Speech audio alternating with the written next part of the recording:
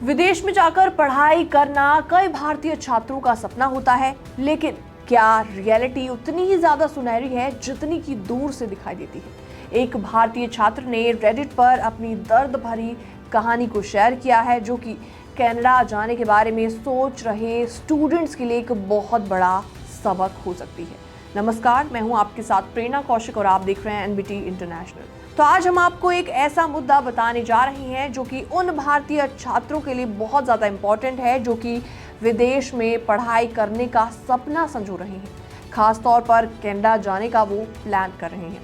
हाल ही में रेडिट पर एक भारतीय छात्र ने अपनी व्यक्तिगत अनुभव को शेयर करते हुए विदेश में पढ़ाई के दौरान होने वाली चुनौतियों का उन्होंने खुलासा किया है और अपनी बात रखी है। पूरे एक्सपीरियंस को शेयर करते हुए इस छात्र ने अपने पोस्ट में बताया कि आखिर कैसे कॉलेजेस अपने इंटरनेशनल स्टूडेंट्स का फ़ायदा उठाने के लिए सिर्फ और सिर्फ पैसे कमाने का बिजनेस चला रहे हैं। उन्होंने बताया कि बहुत से भारतीय छात्र निजी या फिर निचले दर्जे के कॉलेज में दाखिला ले लेते हैं, जहां पर ट्यूशन फीस बहुत ज़्यादा होती है, लेकिन पढ़ाई में क्वालिटी और करियर की ग्रोथ की कोई भी गारंटी नहीं दी जाती।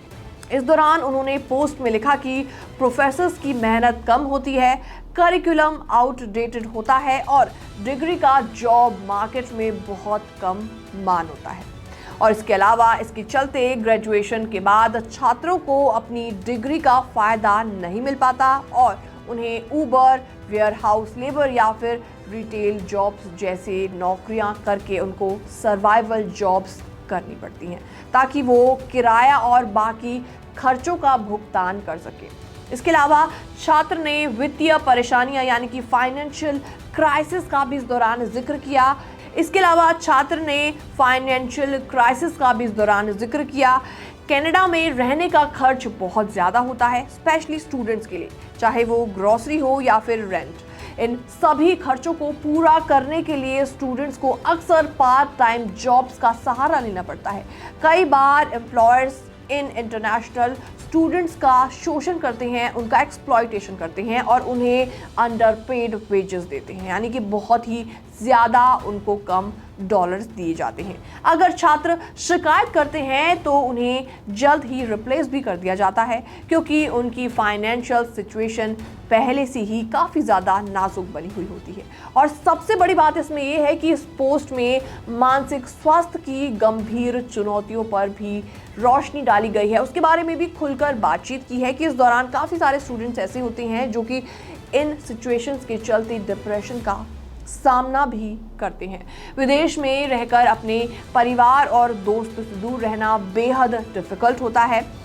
ऐसे में इस स्टूडेंट ने अपना एक्सपीरियंस शेयर करते हुए बोला कि भारत में जहां पर फैमिली होती है, आपके पास दोस्त होते हैं, आप फेस्टिवल्स को अच्छे से मना सकते हैं, तो वहीं कनाडा में अकेलापन और आइसोलेशन देखने को मिलता है। काफ़ी ज़्यादा उनको अलोन फील होता है। यहाँ के लोग पोलाइट होते हैं, लेकिन जेन्युइन दोस्ती और इमोशनल सपोर्ट कम मिलते हैं।